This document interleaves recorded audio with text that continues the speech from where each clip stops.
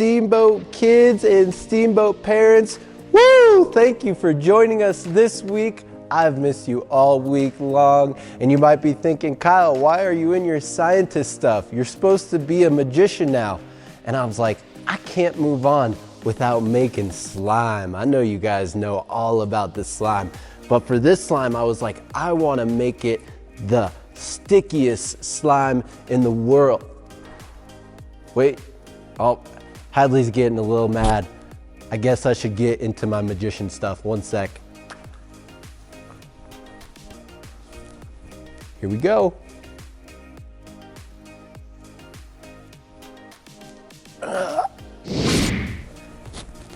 Almost there. Woo! Just like that. I might be a little bit better at this magician stuff than that little scientist stuff. But hey, remember last week when I tried to do the blanket and run off the screen, that trick? Let's see if I got any better at that. Here we go. See ya. Oh my, I stepped in the slime and now my foot is stuck. Hadley, can you help me get unstuck? Kyle, you are in just the right place. It's a brand new month and things around here are looking a little sticky and gooey. Why? Well, all month we are going to be talking about how to get unstuck. And I think we've all felt stuck before. Maybe your bike got stuck in mud, your foot got stuck in some slime, or you got stuck on a test question. Maybe you felt stuck because your friend asked for help and you didn't know what to do. Well, here's the good news. No matter how stuck we may feel, we can get unstuck with just a little determination. Determination is deciding it's worth it to finish what you have started. We've got a great Bible story for you guys today coming up about determination. But first, we're going to sing to God together. And you know, it doesn't matter what life throws our way. Our God can do anything. We can trust Him no matter what. So let's sing about putting our trust in Him today.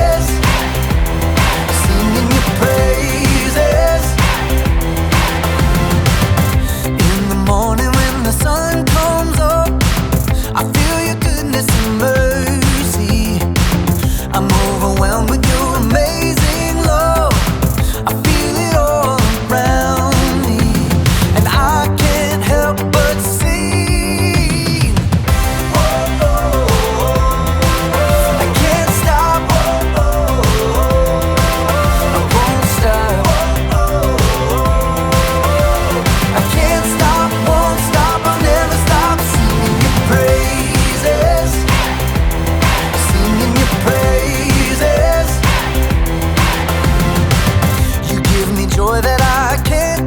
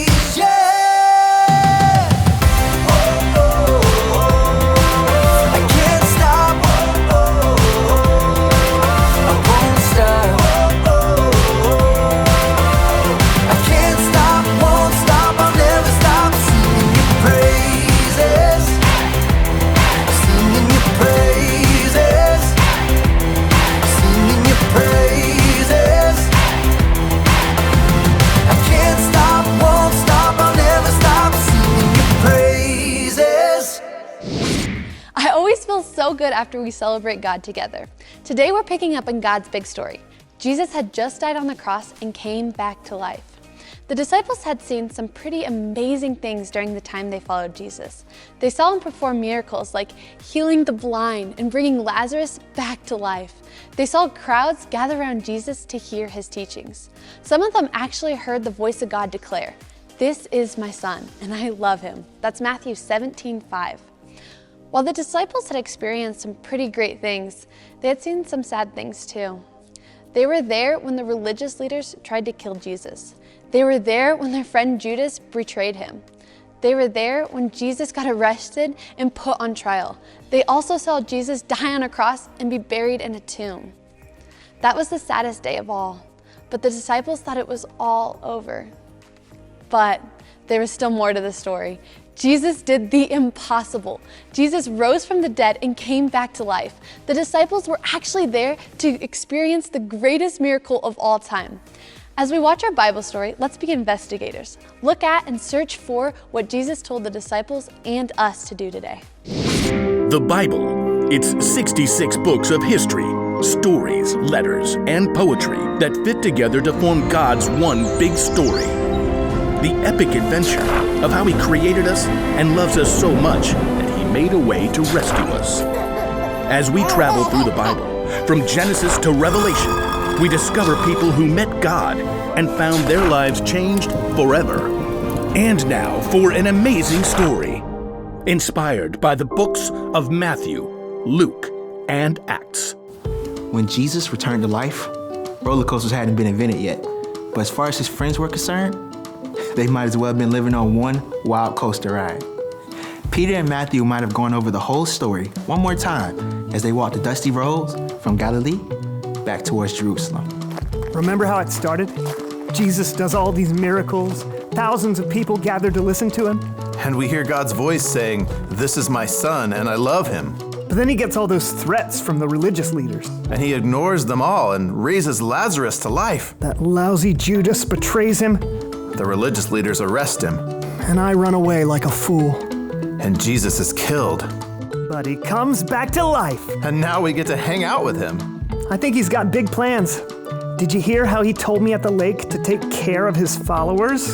And what he said to us all on the mountain in Galilee. About making new disciples? Yeah, so you must go and make disciples of all nations. Baptize them in the name of the Father, and of the Son, and of the Holy Spirit. Teach them to obey everything I have commanded you, and you can be sure that I am always with you to the very end. Big job. How do you remember all this stuff? I record it. You should write a book sometime. I'm still not so sure about the Holy Spirit part. Same. But Jesus is here with us now. We can do anything while he stays with us. Forever! Ahead, Peter and Matthew and the other disciples could see Jerusalem in the distance, the temple rising above the other buildings. He said to meet him back in Jerusalem. For the Feast of Pentecost, probably. That would be the perfect time for him to do something big. If he wants followers in all nations, that must mean we take over Israel first, right? I don't know about the takeover part. As Jesus' friends returned to Jerusalem, Jesus led them to a hill outside the city near Bethany. Nice view of the city from here. I bet he's finally gonna give us all the big plan now. He already did. Make disciples of all nations. Yeah, but how? Is he gonna gather 50,000 people at Pentecost? Or maybe he'll take us all with him on an epic road trip? He probably wouldn't have brought us all up here if he didn't have something big to say. Sure enough, as they ate a meal on the side of the hill, Jesus told them, "Do not leave Jerusalem. Wait for the gift my Father promised. In a few days, you will be baptized with the Holy Spirit." There's the Holy Spirit thing again. Peter couldn't take it anymore. He had to ask, Lord, are you gonna give the kingdom back to Israel now? Everyone stopped talking, then looked to Peter, then to Jesus, who shook his head. You should not be concerned about times or dates. The Father has set them by his own authority. But you will receive power when the Holy Spirit comes on you. Then you will tell people about me in Jerusalem and in all Judea and Samaria. And you will even tell other people about me from one end of the earth to the other. The disciples exchanged glances. Okay, you did say the all nations part already, but where will you be? And please, can you explain how the Holy Spirit's going to help us? As Jesus smiled at his friends, he lifted his hands and spoke a blessing over them. He's not answering the question. As Jesus was speaking, something incredible happened. Slowly, he began to rise into the air. He's standing in the air. How is he standing in the air? Jesus' friends stared, mouths open. Soon, a cloud hid him from view, but they continued to gape. Men of Galilee. The disciples blinked and finally looked down to discover two tall men dressed in white standing right beside them. Why do you stand here looking at the sky? Jesus has been taken away from you into heaven, but he will come back in the same way you saw him go. Come back? Come back when? But the men in white were gone. He did say, don't be concerned about times or dates. But he just gave us the biggest job ever. Tell everyone in the whole world about him? There's gotta be a plan. The Holy Spirit. I think the Holy Spirit is the plan. But we don't know what the Holy Spirit is. Jesus said to wait in Jerusalem. So, wait. That's the plan? That's the plan for now. Jesus gave his followers what seemed to be an impossible job: share the story of Jesus and his love for every nation across the entire world. But soon, he gave them everything they needed to not only start the job, but keep going. Jesus had told the disciples, wait in Jerusalem, because soon God would be sending the Holy Spirit to them. So they did just that. They waited. Jesus had given his followers what seemed to be an impossible job.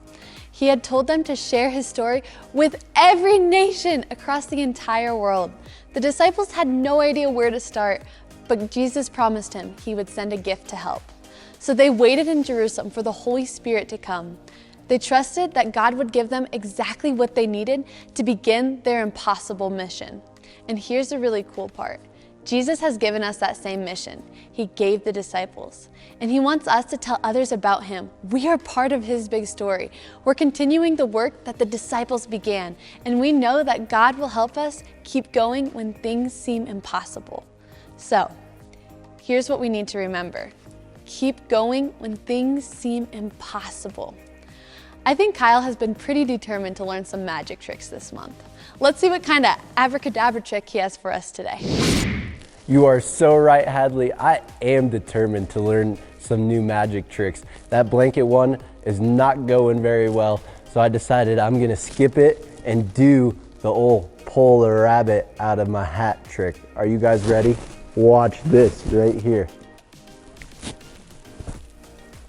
Whoa!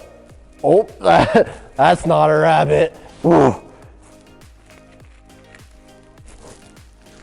What? A burger? That's not a rabbit, but I'll take it. Let's try this one more time. Where is it?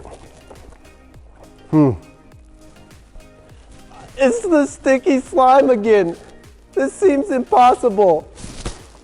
It must have seemed impossible for the disciples to carry out Jesus' mission, but Jesus made a promise to them. He said he would always be with them.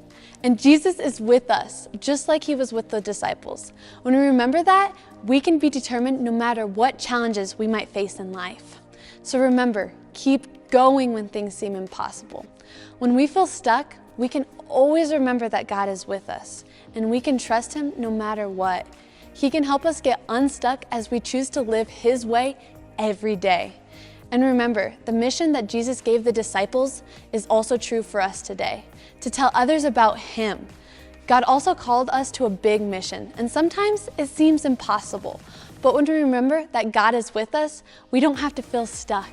So let's go ahead and take a look at our memory verse for this month. It's going to be Galatians 6:9. So go ahead and stand up. We're going to do it together, so just follow along. All right, guys, we're going to learn it together, and then you guys can continue to practice it all month long. Are you ready? It's, let us not become tired for doing what is good. At the right time, we will gather a crop if you don't give up. Galatians 6:9. All right, one more time. Let us not become tired for doing good, for at the right time we will gather a crop if you don't give up.